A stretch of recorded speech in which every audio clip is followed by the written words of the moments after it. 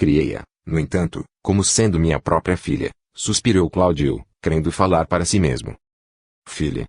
Insistiu o sedutor. Mero artifício social. Apenas mulher. E quem assegurará que ela também não espera por seu beijo com a sede da corça, presa ao pé da fonte? Você não é nenhum neófito, sabe que toda mulher estima render-se, em trabalhosa porfia. Conjeturando-se dividido mentalmente em duas personalidades distintas, a de pai e de namorado, Cláudio argumentou, desencorajando-se. Não desconhecia que a moça já se revelara. Elegera Gilberto, o rapaz com quem se dava passeios frequentes. Era impossível que o amasse, a ele, Cláudio, em segredo. Não alentava dúvidas. Ciumento, acompanhar-os, discretamente, em excursões domingueiras, sem que lhe desconfiassem da presença ou do zelo ofendido. Nunca lhes ouvir as palavras, entretanto, apanhará-lhes, as ocultas, os gestos equívocos. Admitia-se com razão para convidar o estouvado a compromisso. Calculara. Todavia, quando se inclinava a pedir conselho de autoridades policiais, chocara-se com o imprevisto. Homem de prolongada vida noturna, passou a esbarrar com a filha, em recantos de prazer, não apenas na companhia de Nemésio Torres, o cavalheiro que desempenhava, junto dela, a função de chefe, mas igualmente com Gilberto, o filho, em posição comprometedora. Os desregramentos de Marina, desde muito, se haviam tomado para ele em calamidades inevitáveis. A princípio, atormentara-se. Pai contundido pela licenciosidade em família. Contudo, Márcia, a esposa, ditava os figurinos. Nos primeiros tempos do consórcio, emergira entre ambos a muralha da discórdia que lhes emanava do âmago, em ondas toivelinhantes de aversão instintiva, cuja existência não haviam sequer pressentido, de leve, antes do casamento. De começo, rixas e discussões.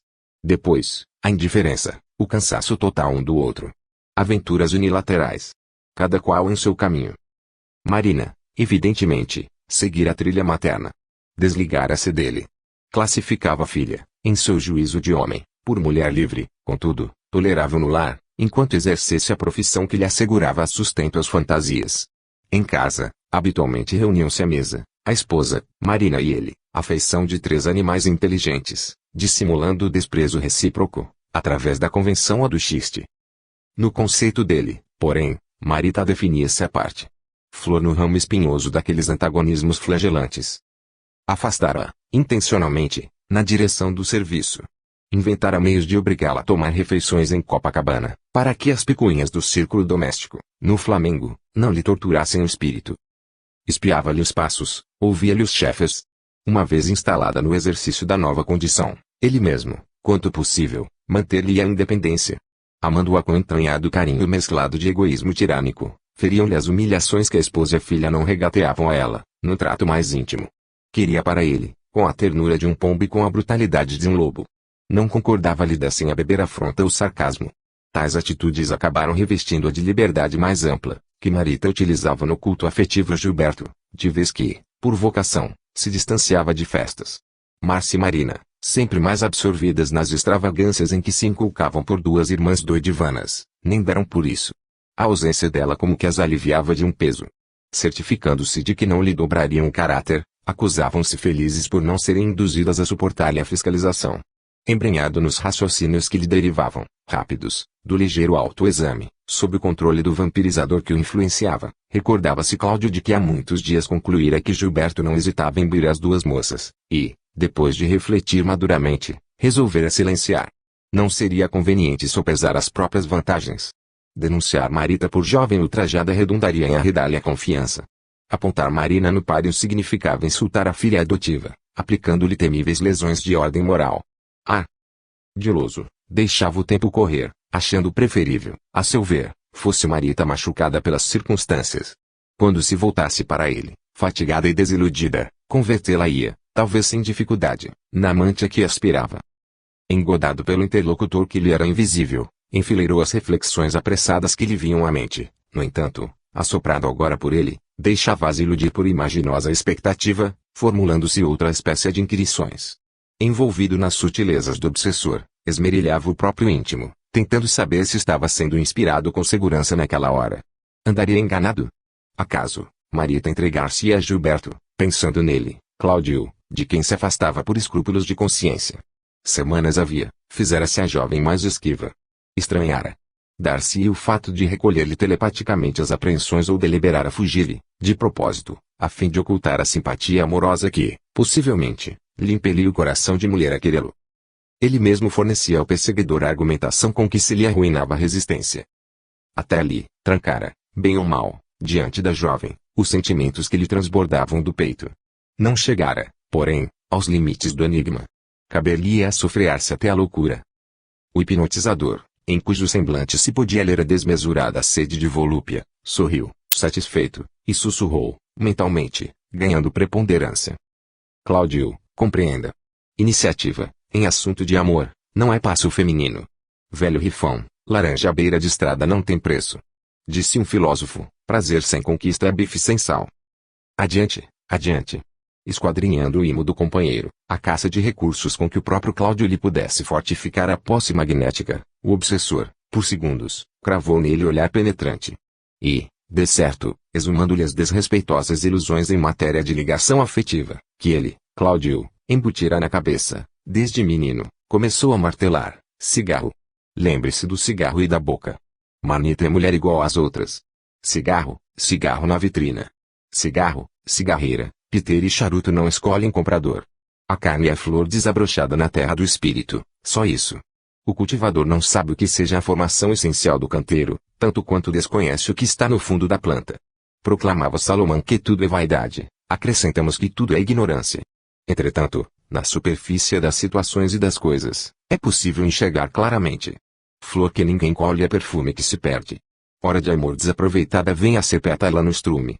Rosa murcha, adorno para o chão. Carne sem viço, adubo para a erva. Aproveite, aproveite. Percebíamos que o desencarnado não era simples dipsomaníaco, que o álcool apenas lhe constituía porta de escape, de vez que as palavras que selecionava para aliciar influência e o jeito astucioso de sensibilizar o parceiro, antes de empalmar-lhe o raciocínio, demonstravam técnicas de exploradores consumados das paixões humanas. Aquele perseguidor não era vagabundo acidental. O anseio incontido com que impelia Cláudio para a jovem e a expressão com que a fitava, apaixonadamente, pareciam chegar de muito longe. Mas a ocasião não comportava investigações de retaguarda. O momento reclamava atenção. Necessário contornar obstáculos, improvisar medidas socorristas que protegessem a triste menina desarmada. O excêntrico dueto prosseguiu entre os dois amigos que se entendiam, sem o concurso da boca. O magnetizador pressionava, o magnetizado resistia. Por fim, Cláudio avançou 2 passos, quase vencido. Ideias, contradições, estímulos e arrebatamentos abauroavam-se-lhe, violentamente, no espaço estreito do crânio. A terrível batalha interior de alguns instantes esmorecia. A natureza animal ampliara domínio. O sedutor desencarnado rematava a obra. Não mais a gritaria de espírito. Não mais o entrechoque das mudas ponderações entrecortadas a esmo. Sim, deduzia, transtornado o traço. Ele era homem, homem. Marita, incontestavelmente mais jovem, não passava de mulher. Não lhe cabia, portanto, diminuir-se. Ela chorava, ele podia acalentá-la, aquecer-lhe o coração. Alucinado de lascívia, envolveu em longo olhar, inferindo que, não fosse o temor de vê-la fugir em definitivo e o receio de verificar-se por ela própria desonrado, tomar-lhe o colo entre os braços, qual guri destemeroso, buscando desentranhar-lhe a ternura. Entanto, os derradeiros arrazoados esmeciam. Esbarrondara-se, dentro dele, a última trincheira que lhe cerceava os impulsos. Sujeitou-se de todo à direção do vampirizador que o comandava. Colaram-se, fundiram-se, enfim. Marita ergueu para ele os olhos súplices, imitando as atitudes da ave perseguida, para quem não resta outra alternativa que não seja esperar pela piedade do atirador. Jungido ao companheiro infeliz, Cláudio adiantou-se, acomodando-se, assumindo ares de protetor, resolvido a ultrapassar os limites da afeição pura e simples. Pelo que vejo, esse pilantra do Gilberto vem abusando, sussurrou, adocicando a voz. Em seguida, tomou-lhe a destra pequena entre as suas mãos nervosas, mal disfarçando a lubricidade duplicada que o possuía. A jovem registrou o impacto das forças aviltadas a lhe requisitarem adesão, calando a repulsa.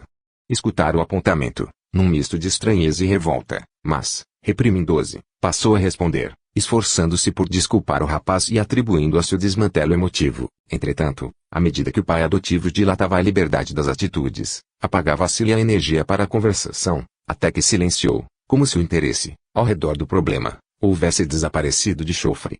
E, num ótimo, realinhou na mente as impressões amargas dos tempos últimos. Assinalara, havia meses, a reservada mudança do trato paterno. Desconcertava-se ao perceber que Cláudio demorava sobre ela o olhar insistente. Amedrontara-se.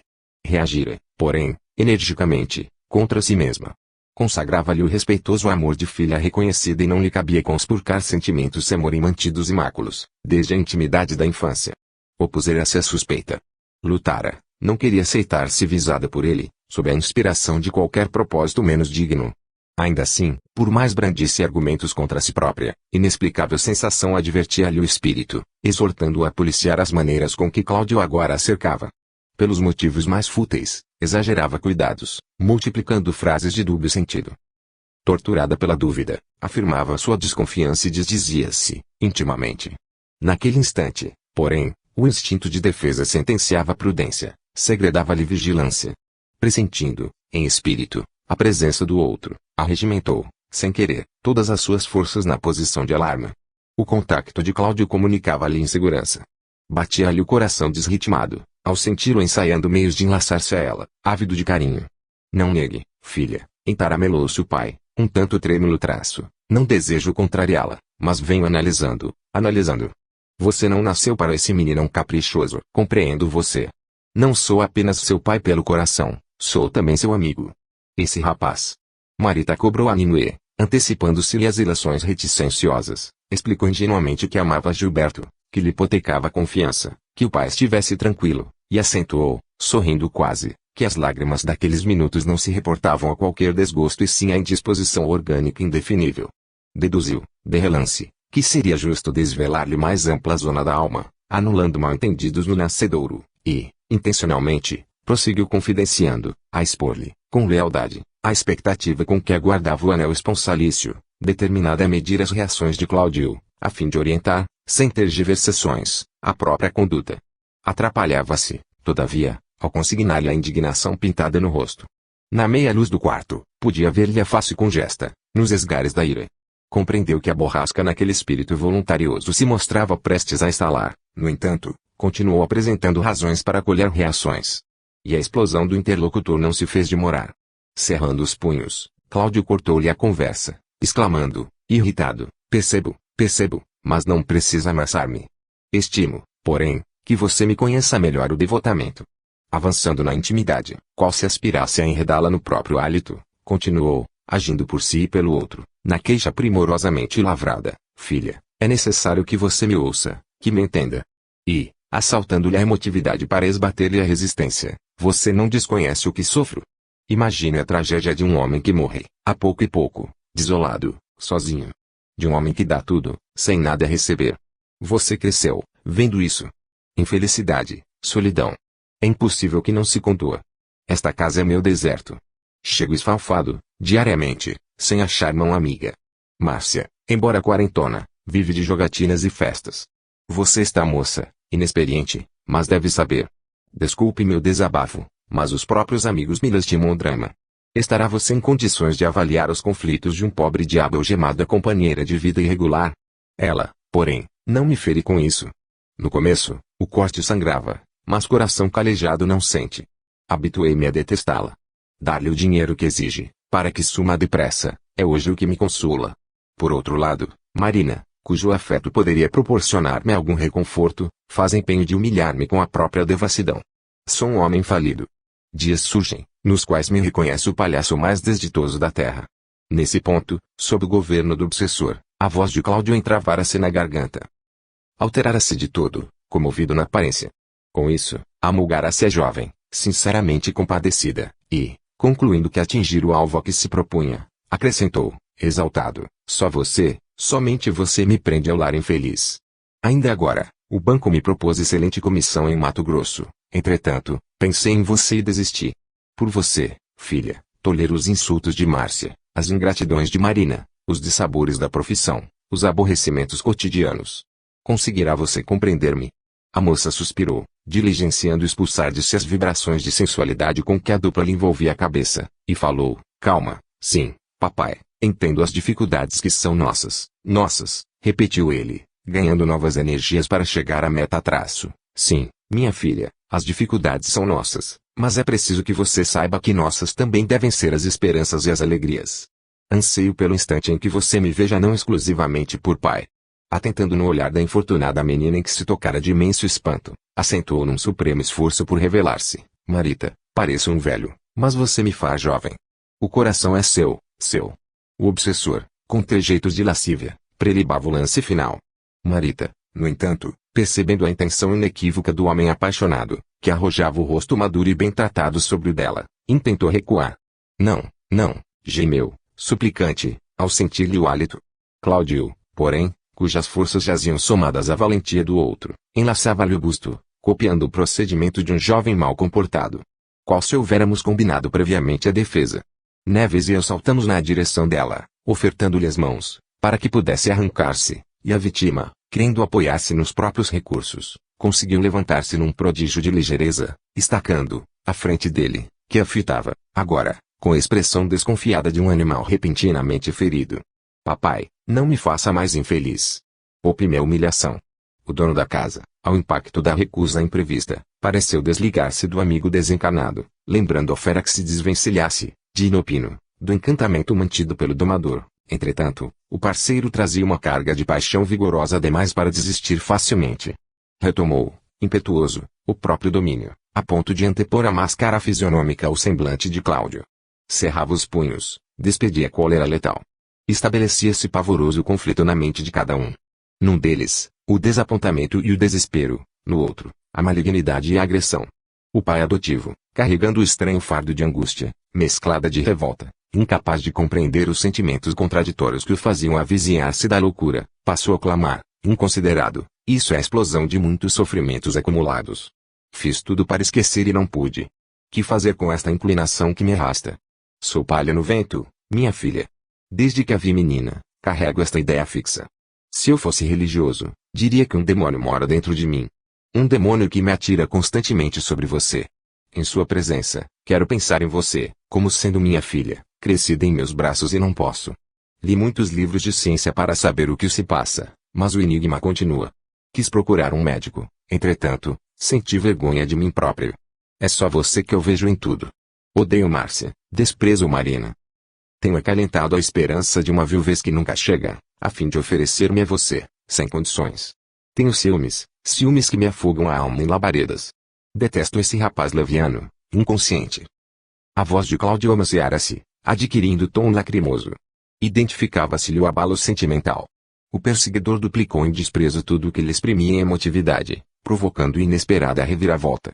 O pai enternecido deu lugar ao enamorado violento. Avinagrara-se a ternura, semelhando calda azedada.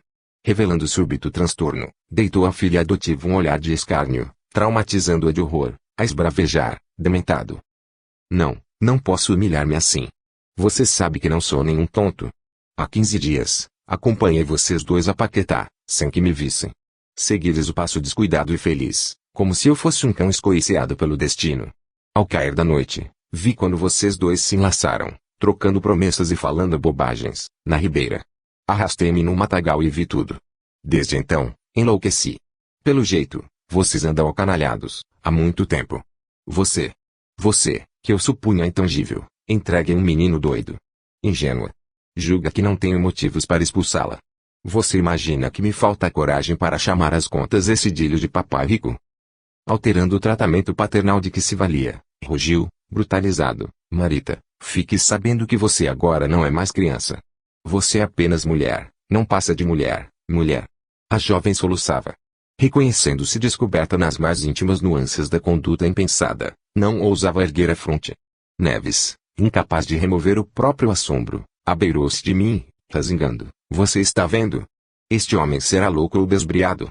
Temendo-lhe a impulsividade, filho recordar as atitudes ponderosas e cristãs do irmão Félix, informando, discretamente, que me achava em oração, a exorar o auxílio da esfera superior, porquanto, ali, não dispunhamos de maiores recursos para impedir um assalto passional de penosas consequências. Oração? Chasqueou o companheiro, positivamente desencantado. Não creio que os anjos se ocupem de casos como este. Aqui, meu amigo, e em outros lugares onde tenho visto muito bicho velho fantasiado de gente, só a polícia. Efetivamente, os anjos pessoalmente não nos atenderam às rogativas silenciosas, enunciadas desde o início da cena desagradável. No entanto, o socorro apareceu. Ouviu-se barulho de ferrolho em ação e alguém penetrou em casa, ruidosamente. Sobreveio um choque providencial. Cláudio, em sobressalto, desligou-se do hipnotizador, que se lhe postou de lado, um tanto desenchabido. Que é que há? Marita cobrou energias, regressando ao leito, enquanto o chefe do lar se recompunha à pressa. Espantados, notamos, porém, a surpreendente capacidade de fabulação da qual Nogueira dava mostras. Ele próprio, sem qualquer ingerência do obsessor, começou a tramar em pensamento a desculpa com que se justificaria. Agindo quase que mecanicamente, libertou a porta que havia prendido. Perspicaz, abriu janela próxima e, de imediato, esbelta senhora surgiu, indagando, apreensiva. Que é que há? Tratava-se da esposa que voltara, de imprevisto. Dona Márcia alegava susto, asseverando ter ouvido um voceirão ao chegar. Cláudio, no entanto, repondo a máscara das conveniências, entornou pela boca a versão que inventara, ali, naquele momento, diante de nós. Fixou a moça, de modo significativo, e tranquilizou a senhora, dizendo-lhe, com a maior sem cerimônia, que chegara a casa, momentos antes, encontrando o gás do fogão a volatilizar-se. Fechara as saídas que a cozinheira deixara abertas e exortou a que se lhe chamasse a atenção, no dia seguinte. Dona Justa, a companheira do serviço doméstico, devia examinar os aparelhos da casa, minuciosamente, antes de se retirar. Acentuou que, atemorizado, descerrara as janelas, arejando o ambiente. Quando envergava o pijama, aduziu com absoluta seriedade a lhe transparecer do semblante, ouvira gemidos agoniados. Correu ao aposento das meninas, surpreendendo Marita a gritar, inconsciente. Sonâmbula, sonâmbula como sempre. Acordara, atarantado, averiguando, porém, que tudo estava em ordem. A jovem, mergulhada na penumbra, cobriu o rosto com um lenço para ocultar as lágrimas, abandonando-se à inércia, como se transferisse a cabeça de um sono para outro. A recém-chegada riu-se, sem suspeitar, de leve, do vulcão que faceava, e, qual se desejasse compensar-lhe a indiferença, Cláudio, de volta ao salão, esboçou um aceno gentil, convidando Márcia a descansar. Capítulo 9. Instalados na sala de visita, os cônjuges entrefitaram-se de estranha maneira. Adversários declarados, em tréguas cordiais. Dona Márcia definia-se. Espécime comum das damas que lutam, garbosas, contra as arremetidas do tempo. Ninguém lhe atribuiria os 40 janeiros integralmente dobados. Os cabelos abundantes, que os líquidos medicinais mantinham perfeitamente escuros e brilhantes, acomodavam-se num penteado gracioso que lhe guarnecia o rosto, semelhante ao das pessoas que se maquilam para efeitos de arte e que nunca se deixam analisar realmente sem que a água quantiosa lhes restitua aos poros a carícia da natureza. Delgada, na magreza característica dos que usam moderadores do apetite para a manutenção do peso ideal, apresentava-se em figurino da alta. O fundo alvo do linho, ligeiramente estampado de pequeninas flores róseas, dava-lhe ao vestido primoroso certa diafaneidade que lhe realçava a beleza quase eutoniça.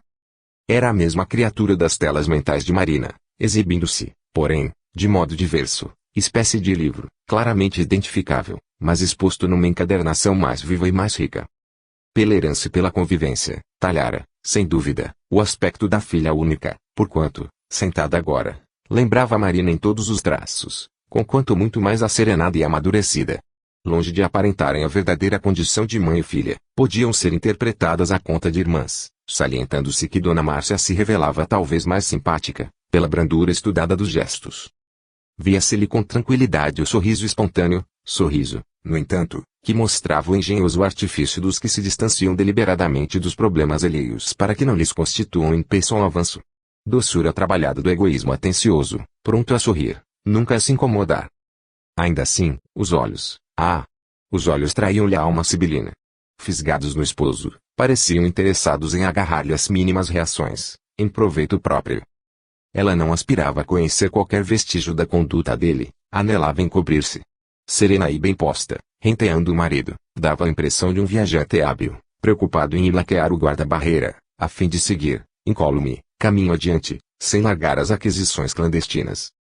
Por outro lado, o marido assemelhava-se ao guarda-barreira, calejado no suborno, mas aplicado em resguardar-se, que em denunciar viajores, tão matreiros quanto ele próprio. Naquela hora, sobretudo, em que fora quase detido em culpa flagrante, esmerava-se em mesuras.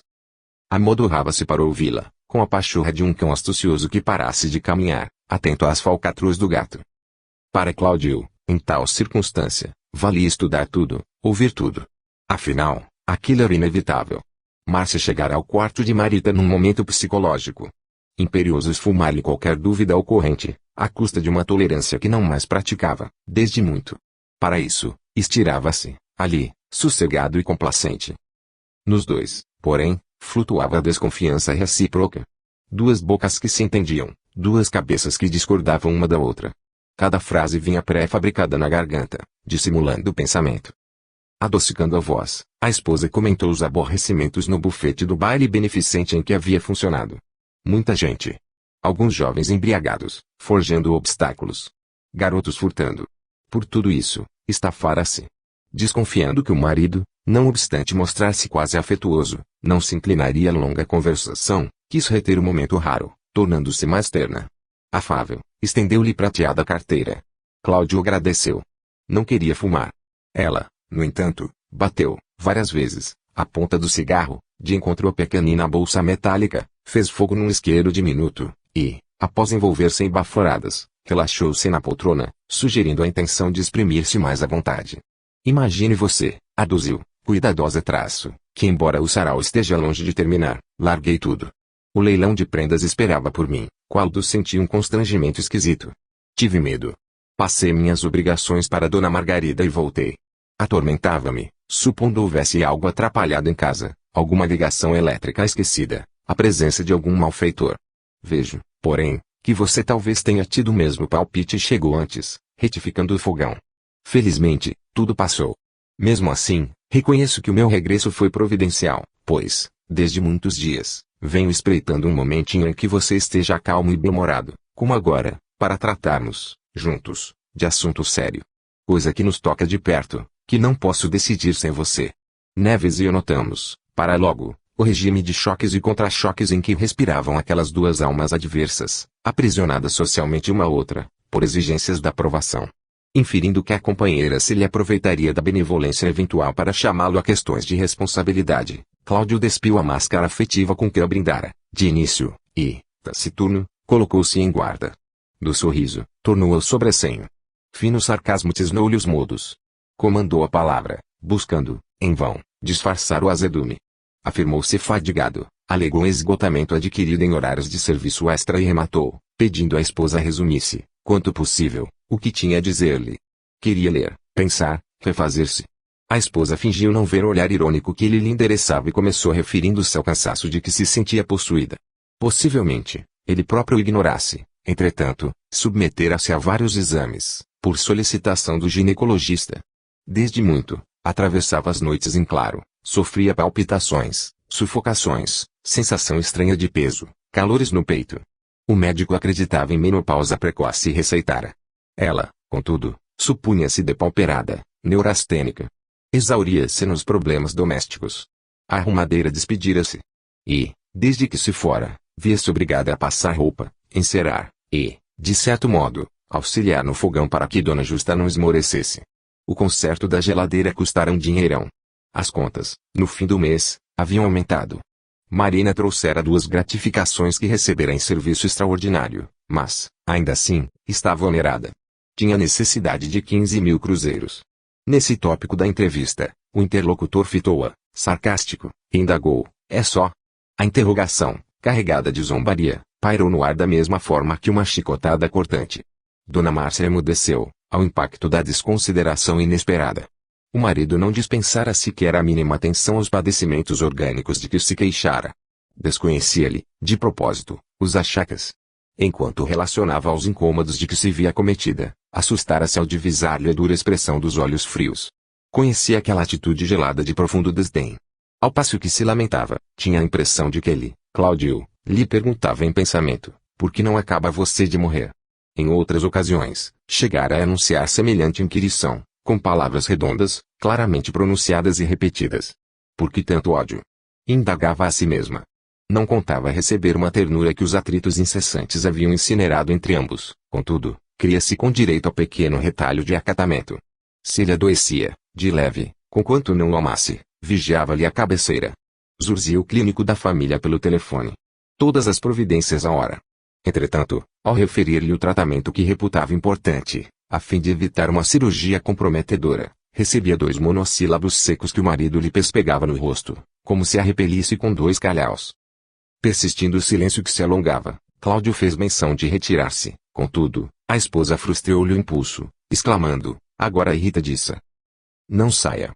É preciso que você fique. Esta casa não é minha só. Acaso, não está vendo? Marina e Marita criam seus filhos com desvelo, com carinho. Em crianças, são anjos, crescidos, são pesadelos. Tenho sofrido calada, mas agora. Isso não pode continuar sem que você se mexa. Entre uma e outra, não é possível a indiferença. Acolhi essa menina estranha em meus braços como se fosse minha própria filha. Suportei afrontas, esqueci minha saúde, meu tempo. Não me poupei, fiz o que pude. Nada lhe faltou, entretanto, hoje. Hoje, o quê? Revidou o esposo, admirado. Pois você não percebe a humilhação a que Marina se expõe? Acentuou a companheira, em lágrimas súbitas, qual se estivesse habituada a chorar, quando quisesse. Você não enxerga as dificuldades de nossa filha. Cláudio riu-se, como quem decidira zombetear. Márcia, deixe de cenas. Você fala em Marina, como se a nossa desmiolada estivesse na forca. Não entendo. Veja feliz e desorientada, como nunca. Se me detiver em qualquer problema dela, será para admoestá-la, reprimi-la. Não fosse você com o desregramento de suas concessões e com seus maus exemplos, haveria de corrigi-la, ainda que obrigado a interná-la no hospício. Que ouço, meu Deus! Gritou a senhora. Estancara-se-lhe o pranto, alarmada que se achava, ao verificar o rumo improviso do entendimento. Você ouve a pura verdade, prosseguiu Cláudio, implacável. Ainda anteontem, impelido por dever da profissão a comparecer num coquetel, oferecido a um dos chefes, numa casa de regalias noturnas, fui constrangido a pretextar uma enxaqueca e afastar-me. Sabe por quê? Nossa filha, que você pretende inculcar por santa, estava lá, positivamente nos braços de um cavalheiro maduro e bem posto, que não a beijava paternalmente. Senti tanta vergonha, que pedi a um colega me representasse, e sai, à pressa, antes que Marina me percebesse. Oh! A pobrezinha, objetou Dona Márcia, faces em fogo, tremendamente revoltada. Naquele instante, os dois tiravam, mecanicamente, os últimos disfarces.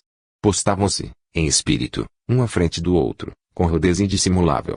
Dois inimigos soberanos, aversão contra aversão. E o diálogo azedo continuou, pobrezinha, por quê? A esposa mediu, de alto a baixo, com um olhar de zombaria, e passou a acusá-lo. Não quero discutir agora a sua presença de homem velho e casado, numa casa de tolerância, pois não acredito nessa história de homenagens a chefes, em horas avançadas da noite.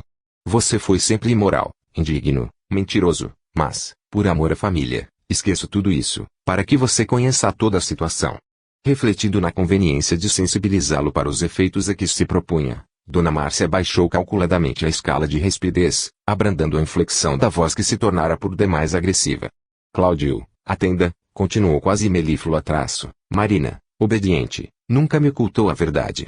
Não proceda com malícia, desde a piora da esposa do senhor Nemésio, vem repartindo, caridosamente, o tempo, entre as obrigações do emprego e o lado chefe, onde a infeliz senhora vem morrendo, pouco a pouco. Impossível que você não lhe admire a abnegação, porque, de modo algum, precisaria interessar-se pela vida íntima da família Torres, a ponto de velar junto deles, por várias noites consecutivas, por simples espírito de sacrifício. Não sei se você chega a vê-la, quando volta de manhã, mostrando fundas olheiras e faces pisadas. Na mente inventiva do interlocutor, entretanto, operava-se complicada a reviravolta. Assinalando as palavras injuriosas de Dona Márcia, sentira ímpetos de esbofeteá-la. A indignação ruborizara-o, todavia, conteve-se. Não que desistisse de revidar chasqueando, mas permanecia convicto de que Marita escutava. Aspirava a conquistá-la a qualquer preço. Mormente agora que se declarara, não estava inclinado a recuar. Prosseguiria. Dona Márcia, enganada, aceitara a versão do pesadelo e acreditava que a moça dormisse, de vez que lhe recebera a presença no quarto sem dizer palavra. Ele, porém, sabia-se ouvido, examinado. Não adotaria qualquer procedimento incompatível com a galanteria que começara a desenvolver. Se esbravejasse, agravaria a distância. Deliberou aguentar remoques e insultos, fossem quais fossem, estudando como orientar-se na conversa para tirar o melhor partido. Além disso, o amigo desencanado, ao lado dele, acalentava-lhe a rigidez de alma, insuflando-lhe ideias. A fabulação de um complementava-se no outro. Concluíam, juntos, que se fazia mais razoável para eles examinar minudências e falar com intenção. Manejaria Márcia para alcançar Marita. A interlocutora ser-lhes-ia instrumento. Usá-la iam por trampolim, rumo ao alvo. Todas essas considerações relampeavam no espírito de Cláudio, enquanto a senhora se empenhava a justificar-se, na defesa da filha. Dominado pelos novos pensamentos, não sorriu, mas suavizou a expressão, como quem se resigna aos ditames da paciência. Algo desarmada por aquela impassibilidade que se lhe figurava a benevolência, Dona Márcia continuou: acontece que o Sr. Torres se encontra francamente desarvorado, diante da tragédia que a fortuna dele não pode conjurar. Dinheiro farto e coração abatido, negócios prosperando e morte à vista. Nossa menina compadeceu-se. Tanto amparou a doente que acabou descobrindo os sofrimentos do homem que se aproxima, conscientemente, da viuvez. É por isso que vem buscando revigorá-lo. Como pode? Mas, assim como estão fazendo, afogando-se em bebidas e prazeres noturnos, em que os dois se assemelham a duas crianças destemperadas. Não os vi rezando pela tranquilidade da enferma. Deixe de ironias. Você, com toda certeza, numa situação igual, não se consolaria com lágrimas, procuraria distrações. Não há inconveniente algum em que o Sr. Torres, numa hora dessas, se dirija para um ambiente alegre, a fim de ganhar forças, e não vejo maldade em que trate Marina por filha dele próprio, afagando-a por boneca mimada que sempre foi. Muito justo, muito claro. Dona Beatriz e o esposo conseguiram somente um filho, não tiveram, como nós, a ternura de uma filhinha no lar e nem adotaram alguma pequenina estranha a eles. Marina dá conta a mim, que sou mãe, de tudo o que se passa. Você sabe que ela é profundamente sensível e carinhosa. Tem muita pena do chefe e tenta reconfortá-lo. Reconfortá-lo? Gracejou Cláudio, retomando a galhofa. Não adiantam sarcasmos, rogou Dona Márcia, afetando o desapontamento. Nossa filha vem agindo corretamente. Tanto assim que a nossa conversa deve esclarecer grave assunto. E, alterando o tom de voz, que se fez mais persuasivo e mais doce, você não ignora que Marita se namorou, há meses, de Gilberto, o filho dos Torres. Vendo, de minha parte, os dois, em ligação constante, acreditei piamente que o jovem nutrisse por ela uma inclinação segura. Misturando reserva e malícia, passou a historiar-lhe as entrevistas, os passeios, os telefonemas, os bilhetes. Salientou que se afligira ao apanhá-los, a sós, numa excursão domingueira, em plena floresta da Tijuca, dias atrás. Admitia que seria preciso examinar-lhes o caso. Aborrecera-se ao descobri-los, assim, positivamente isolados, sob as árvores. Mulher e mãe, inquietava-se ao pensar na filha adotiva. Cláudio, nessa altura, marcava-lhe os avisos, de olhos em fogo e coração aos saltos. Então Márcia também sabia. Aquele jeito arisco da esposa nas confidências não o enganava. Indubitavelmente, ela senhoreava minúcias que preferia esconder. Não chegava a paquetar. A mataria, igualmente, fora teatro dos colóquios e beijos que detestava. Não esperava aquele noticiário miúdo na própria casa. Não supunha a mulher, assim, consciente da situação de que se conjecturava exclusivo conhecedor. Naquele minuto, olvidava a menina em que se lhe desenvolvera nos braços, anulava-se na condição do pai, chamado a zelar-lhe o nome. E rompia nele o animal ferido, o homem selvagem que lhe dorme habitualmente na polidez, espicaçado pelo ciúme. Esfregando os dedos contra as palmas das mãos, num gesto que lhe particularizava o desagrado, levantou-se, deu alguns passos pela sala e resmungou, ingratidão. A esposa usufruía a cena com a volúpia de quem alcançava os próprios fins, porquanto, desde o princípio da conversação, aspirava a estabelecer um clima favorável à filha legítima, a detrimento da outra. Julgava que o marido, com semelhante exprobração, resumia numa palavra o asco que provavelmente albergaria contra o procedimento da pupila que desejava arredar. Muito distante da realidade, não percebia que a indignação dele se arraigava no azedume do apaixonado que se vê preterido e, por isso, ensaiava um sorriso triunfante. Nós, porém, conseguíamos analisar-lhe as telas mentais e verificar quanto lhe doía o desprezo. Via-se, espiritualmente, ao pé do jovem, medindo forças. Ah! Se lhe fosse dado a enxergá-lo, naquela hora, ao alcance das mãos. Certo lhe despejaria todo o peso da cólera na constituição de menino e moço, esfrangalhando-lhe os ossos, comove-me a sua reação contra a mana. Registrando a frase reticenciosa da companheira, deu-se conta do papel desaconselhável que começava a assumir. Quase que se denunciara, de todo. Ultrapassara os limites da circunspeção que lhe cabia conservar no próprio interesse e deliberou recompor-se. Reconheceu que Márcia lhe apreciava a repulsa, crendo vê-lo unicamente no lugar de pai, machucado pelas circunstâncias, e deixou que ela se acomodasse a essa interpretação, encastelando-se, mentalmente, na defensiva. Reprimiu o desespero que o possuía, sentando-se, de novo, a relaxar os nervos tensos. Apagou exteriormente todos os sinais de excitação, aparentou calma súbita.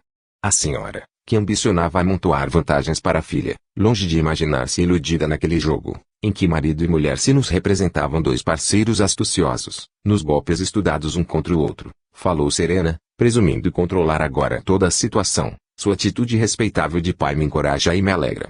Graças a Deus, sinto em você o chefe da casa e da família. Cláudio ouvia, atento.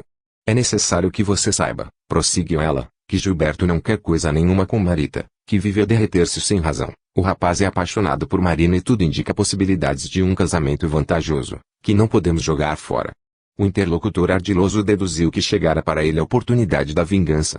Fingindo desconhecer a trama de sentimentos em que ambas as jovens se enredavam, comentou, em voz alta, os novos aspectos do problema, a fim de ser claramente escutado por Marita, que sabia de Atalaia, no quarto próximo. Depois de encarecer a excelência do caráter da filha adotiva, destacando o apreço e a ternura com que se dedicaria a protegê-la, acentuou, jocoso, o Biltre. Então, essa farsa de vaguear com Marita, arrastando-a por aí, não é senão alcovitice e trampolinagem. O Peralta está carambolando. E o bilhar dos namorados, bate-se numa bola para acertar em outra. E relacionou pobres moças, traídas na confiança, explicou que Marita era suscetível de uma psicose de duras consequências. Se Gilberto estava propenso a desposar Marina, que se manifestasse. Não oporia embargos, no entanto, exigia franqueza. Dona Márcia, repentinamente lisonjeada, ao colher-lhe as disposições tão favoráveis, arrolou as confidências da filha. O rapaz confessara-se. Admirava-lhe não só os encantos pessoais, mas gabava-lhe a educação fina. De começo, apenas se cumprimentavam, de quando em quando. Ele, porém, tivera necessidade da cooperação de alguém que o auxiliasse na tradução de alguns textos franceses.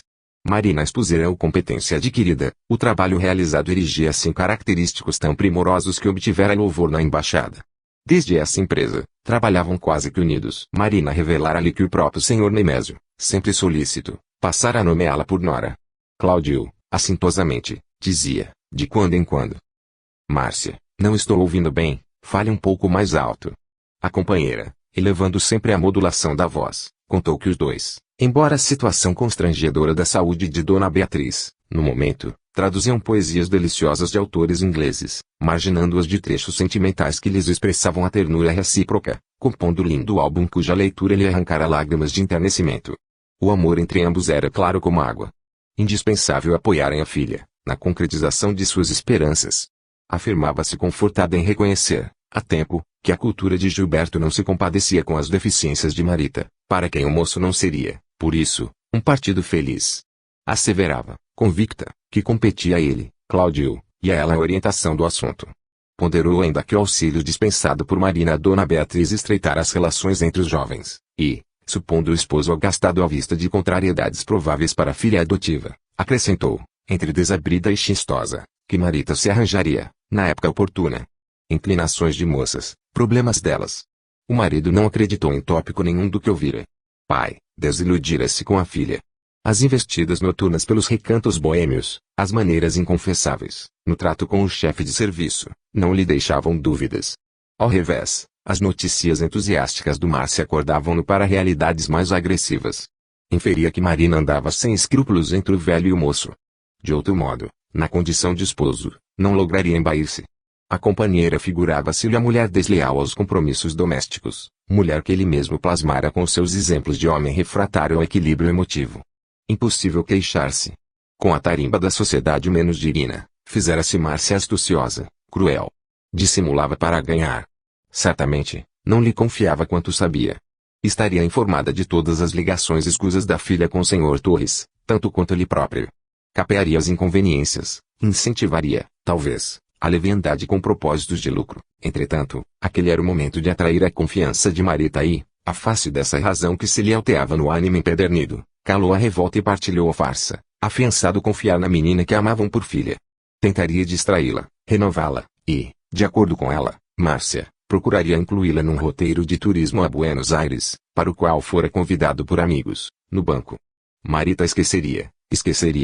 O entendimento avançava, mas o serviço nos convocou ao aposento próximo, onde a magoada jovem explodia, inarticulada, em vibrações de intensa dor. Capítulo 10. Estirada no leito, chorava Marita, desconsolada. As revelações ouvidas naquele diálogo, a curta distância, revolviam-lhe o coração, quais pinças de fogo. Sentia-se abandonada, desejava morrer. Então, confirmava-se traço, todo aquele devotamento de Gilberto não passava da superfície. Apropriara-se-lhe da alma, empolgara-lhe os sentimentos, para deixá-la sem comiseração. Recordava-se de que, realmente, semanas antes, indagara-lhe ele que os outros idiomas conhecia. Algo vexada, informara que somente conseguira o curso primário. O moço retirara da algibeira uma composição de Shelley. Lera o inglês e traduzira para ela os vermos lindos. Em seguida, aconselhara-lhe estudos suplementares à noite. Poderia auxiliá-la, relacionava-se com professores distintos. Ela rira-se, queria o lar, a escola do lar com ele. Apenas ali, na decepção que a molestava, compreendia a extensão do arrufo com que se despedira. Ah! Sim, aspirava ao casamento com moça culta. Ignorante, dizia para si mesma, não passo de uma ignorante. Marina era diferente, dominava outras línguas. Tudo já estava tramado, deliberado. À vista disso, a irmã recusava-lhe intimidade nos dias últimos. Por mais a rodeasse de mimos, mais se afastava. Agora reconhecia igualmente a causa de mostrar-se o rapaz enfastiado e irritadiço. Entretanto, perguntava-se, triste traço, se ele a desprezava, assim, porque lhe abusara da confiança. Porque o arrebatamento com que lhe acorrentara a alma as inesquecíveis impressões da menina em que se faz repentinamente mulher. Não selara com ela um ajuste de matrimônio. Não lhe testemunhava extrema ternura nos encontros domingueiros, quando se entregavam à comunhão mais íntima. Incapaz de duvidar da legitimidade do carinho que recebera, voltava-se mentalmente para a irmã que lhe surrupiava as mínimas alegrias. A nova infelicidade, conjeturava, seria culpa dela. Com toda certeza, Marina cobiçara o rapaz, a envolvê-lo na teia de artimanhas que entretecia como ninguém. Gilberto caíra-lhe no engodo. Ave no visco. Contudo, ao descobrir toda a trama, reconhecia-se irremediavelmente lesada. Debatia-se em pranto, sob o peso das considerações familiares. Era imperoso certificar-se de que era enjeitada e ignorante. Nada sobraria para ela, tudo para outra. Marina possuía méritos, ela não. A exposição de Dona Márcia, naquela hora, insuflara-lhe a tortura do réu que houve sentença inapelável. Ainda assim, chorava, inconformada. A contingência de perder Gilberto induzia-lhe o sentimento a matar ou desaparecer. Rememorou as tragédias, lidas na imprensa, mas o fratricídio repugnava-lhe ao coração. A ideia do suicídio, contudo, qual semente a se lhe ocultar no imo do ser, evocada pelo esboço ligeiro da alma, como que germinara, de súbito. Acariciou-a, de leve, e a sugestão infeliz ganhou corpo. Divagações negativas tomaram-na de assalto. Renunciar a Gilberto e largar os planos feitos doeria muito mais que morrer, pensava, desolada. Mas seria justo acovardar-se, assim tanto? Repeliu o estranho apelo e, com quantas lágrimas, prometeu coragem a si própria. Lutaria pela felicidade. Explicar-se-ia com o rapaz, baniriam, juntos, ameaça pendente. Entretanto, se Gilberto não lhe aceitasse os argumentos, que fazer do destino, se... Com o golpe sofrido à frente, percebia também o fantasma da esquisita inclinação do pai adotivo pela retaguarda. Porque a peça que a vida lhe pregava. Devia esquivar-se ao afeto do jovem que amava, numa consagração natural, para ganhar a paixão do homem maduro que se habituara a respeitar como pai e que lhe cenava com uma espécie de união para ele inaceitável. Estarrecia-se ao ouvi-lo naquela hora. Identificava-lhe o tom de alegria triunfante, ao dar-se conta da felicidade com que se desembaraçaria de Gilberto, no campo em que se prometia apresá-la. Cláudio como que lhe falava de longe, ao dirigir-se à esposa. Aquelas referências louvamieiras com que a obsequiava, perante Dona Márcia, confirmavam-lhe a decisão de dobrá-la, demovê-la. Entre o asco e a piedade, rememorava-lhe as carícias, que somente naquela noite conseguira compreender. Como desvencilhar-se? Flor sacudida no vento da provação, perguntava por quê, por quê? Sopesando as ocorrências, pela primeira vez sentia medo daquele ninho familiar a que se reconhecia encadeada por filha do coração. De repente, elevou o pensamento à memória materna. Ah! Nunca imaginara que um coração feminino pudesse encontrar dilemas tão aflitivos, quanto aqueles a que se via largada, de instante para outro. Que não teria sofrido sua própria mãe, que a deixara no instante do alvorecer. Nunca soubera, ao certo, as circunstâncias que lhe haviam rodeado o nascimento. Concluía agora, porém, que talvez a genitora tivesse conhecido o cálice que ela agora amargava. Que noites de agonia moral atravessara, sozinha, ao acariciá-la no ventre. Que injúrias padecera, que privações experimentara. Ela, que tudo desconhecia acerca do pai, refletia no martírio da genitora, jovem e abandonada, quando, provavelmente, lhe aguardava, em vão, o carinho e a proteção, Noite a noite. Dona Márcia, ao biografar-lhe a mãezinha, dissera a moça brincalhona. Teria sido o mesmo. Possivelmente, gargalharia para não soluçar, ansiando abafar em ruídos de festa os gritos da própria alma. Quem sabe ter-se-á dedicado a algum homem proibido, empenhado o coração a algum moço que lhe fora roubado a ternura de menina e mulher. Nas lágrimas que lhe corriam, suspirava por fazer-se criança. Por que não viver a mãezinha, a fim de lutarem juntas? Consagrar-se uma a outra. Permutariam as próprias mágoas. Muita vez, na loja a que servia, escutava apontamentos sobre comunicações de mortos, inteirava-se de experiências sobre a continuação da vida no além. Seria aquilo verdade? Indagava-se. Se Aracélia, libertada, estivesse em alguma parte, indiscutivelmente lhe acompanharia o calvário, compartilharia o infortúnio. Mecanicamente, implorava ao espírito materno abençoasse, fortificasse, protegesse. Conquanto sem qualquer ideia religiosa definida, formulava prece muda, que valia por funda invocação. Intentávamos consolá-la, buscando serenar-lhe a mente, quando duas senhoras desencarnadas penetraram no quarto, de improviso. Saudaram-nos, afetuosamente, revelando a condição de entidades familiares, vinculadas àquele refúgio doméstico. Das recém-chegadas, a que nos pareceu menos experiente adiantou-se para a menina em oração. Controlava-se, dificilmente. Tremia, ao enxugar o pranto silencioso. Inclinou-se para o leito, como qualquer mãe desventurada e aflita da terra, quando teme acordar um ser querido. Embora sem elucidações prévias, não nos era lícito alimentar qualquer dúvida. Aquela, era a jovem do retrato que Marita conservava, em imagem, nas telas do pensamento. Aracélia, amparada pela doce afeição de venerável amiga, ali estava, diante de nós. Mãe amorosa, vinha talvez de muito longe para acudir às angústias da filha. Enternecendo-nos, a pobre mãe ajoelhou-se para beijar-lhe os cabelos. E, ó, segredos insondáveis da providência divina! Quem conseguirá definir com palavras humanas a essência do amor que Deus situou nas entranhas maternas? A dama inclinou-se, muito de manso, e abraçou-a, com ternura, à maneira de planta que se fechasse sobre a única flor que lhe nascera. A castigada menina calmou-se, de súbito, adivinhando a visita pela qual suspirava, alijou a tensão, percebendo-se mentalmente ocupada pela presença da genitora, cujos traços tentava, afetuosa, lembrar e reconstituir. Outro quadro, entretanto, superpôs-se, comovedor. Aracélia, que orava e chorava em profundo silêncio, buscava em pensamento outra mulher, cuja evocação lhe renovava as energias. A mãe desencarnada via-se pequenina, junto da lavadeira singela que a trouxera, na reencarnação última, para o teatro da vida humana. Identificava-se criança, agarrada à saia daquela moça doente, que mergulhava as pernas no rio para ganhar o pão. Tão fundo atingia a acústica da memória, que chegava a escutar o ruído daquelas mãos miúdas, esfregando as peças ensaboadas. Recolhia-lhe, de novo, o olhar meigo, em que lhe pedia paciência. Calada, na areja, por vezes esperava, depois que a mãezinha lhe repunha o corpo frágil, a curta distância, a fim de atender ao serviço. E rememorava o enlevo e o júbilo que sentia, quando os braços maternos a retomavam, para fazê-la dormir, ao som do velho estribilho, a que se acostumara no lar de telha vã.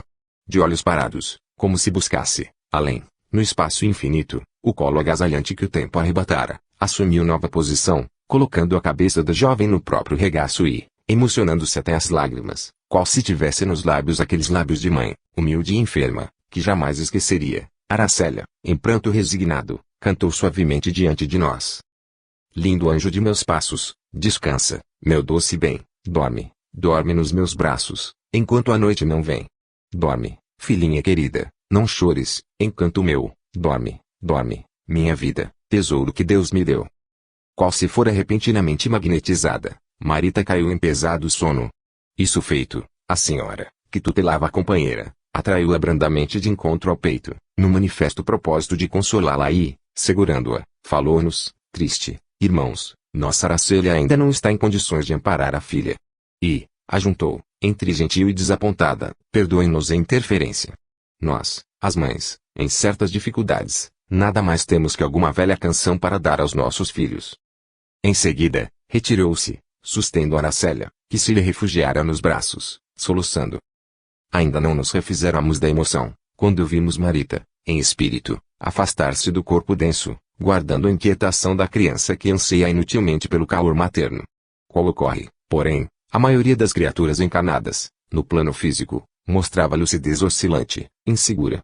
Cambaleou no quarto e, Percebendo eu que Neves se dispunha a mimá-la, sustive-lhe o impulso, fazendo-lhe sentir que a nossa intervenção direta poderia frustrar-lhe os desejos e que, a fim de prestar-lhe auxílio eficiente, era mister deixá-la à vontade, sob vigilância discreta, de modo a examinar-lhe as necessidades mais íntimas. Sucedeu, quase que de imediato, o que não prezamos. Esfumaram-se os arroubos da filha saudosa, esmaeceram-se atitudes infantis, a menina de Aracélia desaparecera e ressurgiu nela a personalidade feminina, estuante e clara. A moça não nos via. Guardava a mente nebulosa que caracteriza os pequeninos ainda tenros, incapazes de particularizar as impressões, quando se transferem de lugar. Entretanto, qual lhes acontece, quando ao reterem ideias fixas, quais sejam o brinquedo ou a guloseima, concentrarão-se-lhe todos os pensamentos num ponto só: Gilberto. Queria ver Gilberto, ouvir Gilberto.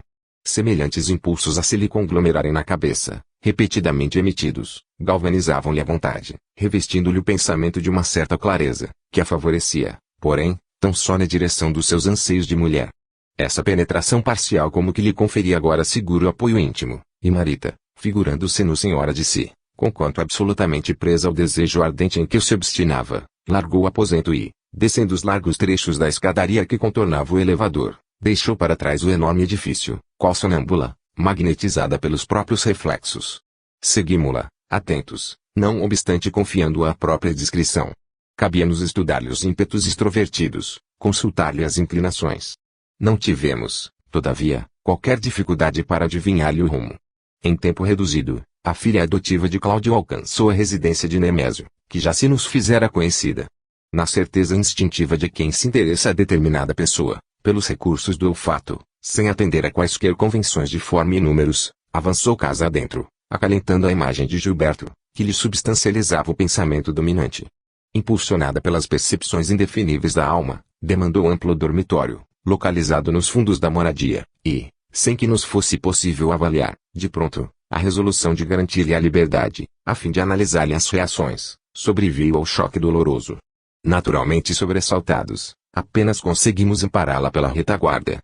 Entrando no quarto, Marita surpreendeu Gilberto nos braços da irmã, e bradou, estarrecida: canalha! Canalha! Aquelas imprecações, entretanto, nem de longe atingiram o jovem par, completamente absorto na permuta de gratificações afetivas. Neves e eu não trocamos palavra. Precipitamo-nos, automaticamente, para a menina atribulada, intentando anular-lhe a agitação convulsiva. Mais alguns minutos e despertou no corpo denso, obrigando-nos a pensar numa pequena fera avilhoada, retornando à gaiola. Descerrando as pálpebras, vagarosamente, denotava no olhar a feição dos loucos, quando relaxam os músculos em seguida a perigoso acesso de fúria. Tateou, espantada, a fronte suarenta. Fez luz, com fome de realidade física. Atarantada, sentou-se para fixar as paredes, com mais segurança, e certificar-se de que se achava no leito e no lar. A pouco e pouco, readquiriu a confiança, acalmou-se, refazendo energias, no entanto, acusava uma espécie de tranquilidade constrangida e amarga. Pesadelo? Indagava-se, aterrada, ou quem sabe os padecimentos simultâneos lhe acarretavam crises de loucura. Doía-lhe a cabeça, sentia-se desajustada, febril. Marita regressara ao agasalho físico, sob pressa demasiada, sem que nos fosse possível adotar qualquer providência para anestesiar-lhe a memória. Retinha no pensamento particularidades do quadro visto e ouvido, e encarcerada, de novo, entre as impressões superficiais dos sentidos corpóreos e a noção da verdade profunda, que não lograva palpar, entrou em pranto agoniado, para somente dormir, com relativa calma, aos clarões do dia. Capítulo 11. Colaborando nós na assistência a Dona Beatriz, que enlanguecia sempre, tornamos a ver Marita, no encerramento da tarefa diária. Chegara novembro com chuvas torrenciais. Naquele dia, depois de algumas horas marcadas de canícula intensa, nuvens gigantescas ocultaram os picos, abreviando o crepúsculo, que se adensava, abastecido de água e névoa. Copacabana molhada, nas horas de movimentação culminante, acentuara a algazarra. Todo o povo que transitava nas ruas parecia disputar a melhor num concurso de pressa. Maratona improvisada. Veículos despejavam filas enormes de pessoas, evidentemente sequiosas de tranquilidade doméstica, que vinham do norte e do centro. Carros fonfonavam no espelho irrigado do asfalto, pedindo vez. Transeuntes encapuzados acotovelavam-se, esperando as conduções que vinham do extremo sul. A filha adotiva de Cláudio alcançou o vasto edifício, arrostando o goceiro. De Copacabana ao Flamengo, o trajeto de ônibus, tão logo iniciado, Fora rápido, e do coletivo até a casa o trecho de caminho constara simplesmente de alguns passos. Contudo, mesmo assim, despiu a capa, diante do elevador, como quem deixava a piscina. Tudo frio e sombra, em torno. Entretanto, mais dolorida que a tarde caliginosa, surgia-lhe a alma atormentada, através dos olhos.